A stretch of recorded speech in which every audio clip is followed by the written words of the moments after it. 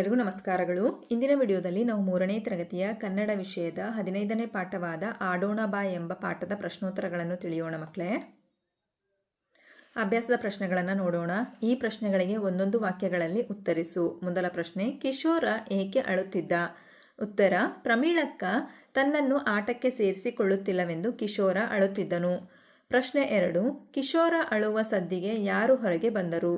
ಉತ್ತರ, ಕಿಶೋರ ಅಳುವ ಸದ್ದಿಗೆ ಅವನ ಅಜ್ಜ ಹೊರಗೆ ಬಂದರು. ಪ್ರಶ್ನೆ 3, ಪ್ರಮೀಳ ಯಾವ ಆಟವನ್ನು ಆಡಲು ತಯಾರಾಗಿದ್ದಳು? ಉತ್ತರ, ಪ್ರಮೀಳ ಕುಂಟೆಬಿಲ್ಲೆ ಆಟವನ್ನು ಆಡಲು ತಯಾರಾಗಿದ್ದಳು. ಪ್ರಶ್ನೆ 4, ಬಿಲ್ಲೆ ಹೇಗಿರಬೇಕು? ಉತ್ತರ, ಬಿಲ್ಲೆ ನಯವಾಗಿ ದುಂಡಾಗಿರಬೇಕು.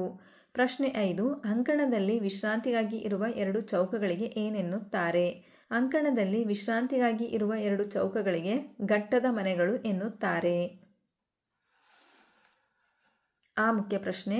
ಈ ಪ್ರಶ್ನೆಗಳಿಗೆ 2-3 ವಾಕ್ಯಗಳಲ್ಲಿ ಉತ್ತರಿಸು. ಮೊದಲ ಪ್ರಶ್ನೆ, ಅಜ್ಜ ಆಡಿದ್ದ ಆಟಗಳು ಯಾವುವು?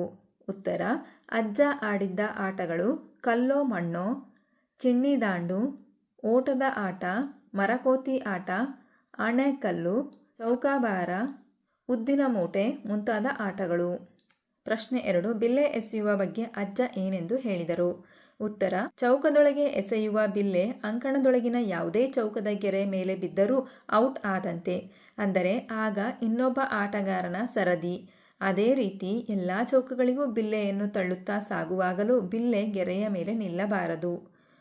ಪ್ರಶ್ನೆ 3, ಮೊದಲ 3 ಚೌಕಗಳನ್ನು ಬಿಲ್ಲೆ ತಳ್ಳುತ್ತಾ ಸಾಗಿದ ಅನಂತರ ಏನು ಮಾಡಬೇಕು? ಉತ್ತರ, 3ನೇ ಚೌಕದಿಂದ ಬಿಲ್ಲೆಯನ್ನು ಪಕ್ಕದ ಚೌಕಕ್ಕೆ ತಳ್ಳಿ ಗಟ್ಟದ ಮನೆಗಳಲ್ಲಿ ಕಾಲು ಬಿಟ್ಟು ವಿಶ್ರಾಂತಿ ತೆಗೆದುಕೊಳ್ಳಬೇಕು. ಪಕ್ಕದ ಗಟ್ಟದ ಚೌಕದಿಂದ ಕುಂಟುತ್ತಾ ಬಿಲ್ಲೆಯನ್ನು ಹಿಂದಿನ ರೀತಿಯಲ್ಲಿ ತಳ್ಳುತ್ತಾ ಹೋಗಬೇಕು.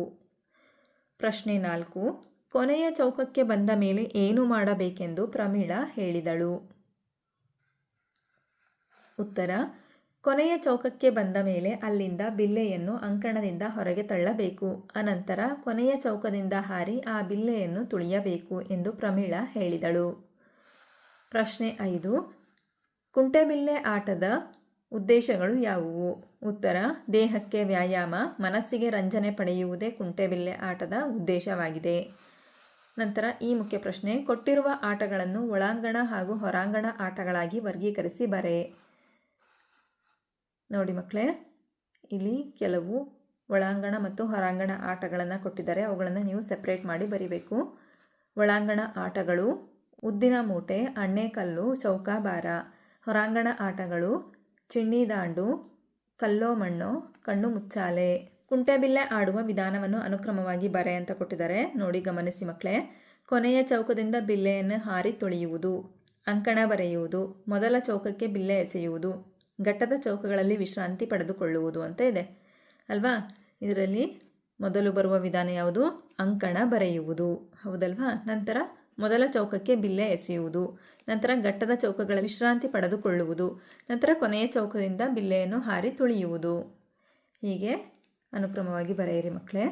ನಂತರ ಮುಖ್ಯ ಪ್ರಶ್ನೆ, ಈ ಕೆಳಗಿನ ಪದಗಳನ್ನು ನಿಮ್ಮ ಸ್ವಂತ ವಾಕ್ಯಗಳಲ್ಲಿ ಬಳಸಿ ಬರೆ ಅಂತ ಕೊಟ್ಟಿದ್ದಾರೆ. ಗಮನಿಸಿ ಮಕ್ಕಳೇ. ಸರದಿ. ನಮ್ಮ ಶಾಲೆಯಲ್ಲಿ ಮಕ್ಕಳು ಸರದಿ ಪ್ರಕಾರ ದಿನಪತ್ರಿಕೆ ಓದುತ್ತಾರೆ. ನಂತರ 2ನೆಯ ಪದ, ಕುಣಿದು ಕುಪ್ಪಳಿಸು. ನಾನು ಹಾಡುವ ಸ್ಪರ್ಧೆಯಲ್ಲಿ ಪ್ರಥಮ ಬಹುಮಾನ ಪಡೆದಾಗ ಕುಣಿದು ಕುಪ್ಪಳಿಸಿದೆನು. ನಂತರ 3ನೆಯ ಪದ, ಪಾಲಿಸು. ನಾನು ಶಾಲೆಯ ಎಲ್ಲ ನಿಯಮಗಳನ್ನು ಪಾಲಿಸುತ್ತೇನೆ. ನಂತರ 4ನೆಯ ಪದ, ಅವಸರ. ರಸ್ತೆ ದಾಟುವಾಗ ಅವಸರ ಮಾಡದೆ ಎಡಬಲ ನೋಡಿ ದಾಟಬೇಕು.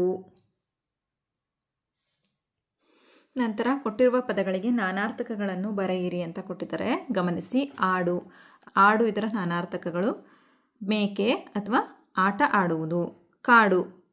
ಕಾಡು ಅಂದರೆ ಅರಣ್ಯ ಅಂತಲೂ ಬರುತ್ತೆ ಅಥವಾ ಪೀಡಿಸು ಅಂತಲೂ ಬರುತ್ತೆ. ಹೊಳೆ, ಇದಕ್ಕೆ ನಾನಾರ್ಥಕ ಪದಗಳು. ನದಿ ಅಥವಾ ಮಿನುಗು. ಹರಿ ಅಂದರೆ ಚಲಿಸು ಅಥವಾ ತುಂಡರಿಸು. ಕವಿ, ಲೇಖಕ ಅಥವಾ ಹೊದಿಕೆ. ನಂತರ ಮುಖ್ಯ ಪ್ರಶ್ನೆಯನ್ನು ಗಮನಿಸಿ ಮಕ್ಕಳೇ. ಚುಕ್ಕಿಗಳನ್ನು ಸೇರಿಸಿ ಕುಂಟೆಬಿಲ್ಲೆ ಅಂಕಣವನ್ನು ಪೂರ್ಣಗೊಳಿಸು ಅಂತ ಕೊಟ್ಟಿದ್ದಾರೆ. ನೋಡಿ, ಗಮನಿಸಿ. ಈ ರೀತಿಯಲ್ಲಿ ನೀವು ಸಹ ಈ ಚುಕ್ಕೆಗಳನ್ನು ಜೋಡಿಸಿ ಕುಂಟೆಬಿಲ್ಲೆ ಅಂಕಣವನ್ನು ಪೂರ್ಣಗೊಳಿಸಿ. ನಂತರ ಸಾಮರ್ಥ್ಯಾಧಾರಿತ ಚಟುವಟಿಕೆ ಮುಖ್ಯ ಪ್ರಶ್ನೆ. ಈ ವಾಕ್ಯಗಳಲ್ಲಿನ ಸೂಚನೆಗಳಿಗೆ ಅಡಿಗೆರೆ ಹಾಕು. ಇಲ್ಲಿ ಮಾದರಿಯನ್ನು ಕೊಟ್ಟಿದ್ದಾರೆ, ಗಮನಿಸಿ ಮಕ್ಕಳೇ. ನಿಧಾನವಾಗಿ ನಡೆ, ಇಲ್ಲವಾದರೆ ಬಿದ್ದು ಬಿಡುವೆ. ನಿಧಾನವಾಗಿ ನಡೆ ಅನ್ನೋದು ಸೂಚನೆ ಕೊಡ್ತಾ ಇದೆ ಅಲ್ವಾ ಮಕ್ಕಳೇ. ನಿಧಾನವಾಗಿ ನಡಿಲಿಲ್ಲ ಅಂದರೆ ಬಿದ್ದು ಬಿಡ್ಬೋದು ಅಂತ. ಅದೇ ರೀತಿಯಲ್ಲಿ ಮೊದಲ ವಾಕ್ಯವನ್ನು ಗಮನಿಸಿ. ರಸ್ತೆ ದಾಟುವಾಗ ಎಡಬಲ ನೋಡಬೇಕು. ಇಲ್ಲಿ ಸೂಚನೆ ಯಾವುದು? ಎಡಬಲ ನೋಡಬೇಕು. ನಂತರ ಎರಡನೇ ವಾಕ್ಯವನ್ನು ಗಮನಿಸಿ. ಗಲಾಟೆ ಮಾಡಬೇಡಿ, ಮಾಡಿದರೆ ಪಾಠ ಅರ್ಥವಾಗುವುದಿಲ್ಲ. ಇಲ್ಲಿ ಗಲಾಟೆ ಮಾಡಬೇಡಿ ಎನ್ನುವುದು ಸೂಚನೆ.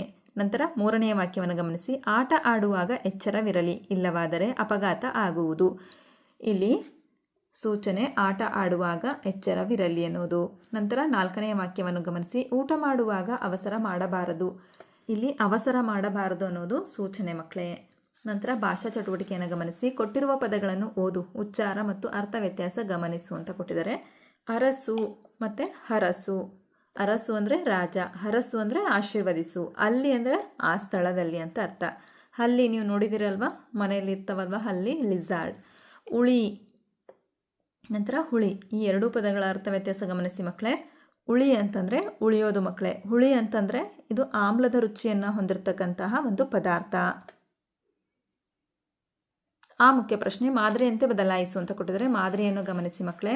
ಆಡೋದು, ಆಡುವುದು ಅಂತ ಕೊಟ್ಟಿದ್ದಾರೆ. ಅದೇ ರೀತಿಯಲ್ಲಿ ಮಾಡೋದು, ಮಾಡುವುದು, ಬಿಡೋದು, ಬಿಡುವುದು, ಬರೆಯೋದು, ಬರೆಯುವುದು, ತಳ್ಳೋದು, ತಳ್ಳುವುದು, ಈ ರೀತಿಯಲ್ಲಿ ಬರೆಯಿರಿ. ನಂತರ ಈ ಮುಖ್ಯ ಪ್ರಶ್ನೆ ಮಾದರಿಯಂತೆ ಬರೆಯ ಅಂತ ಕೊಟ್ಟಿದ್ದಾರೆ. ಮಾದರಿ ಗಮನಿಸಿ.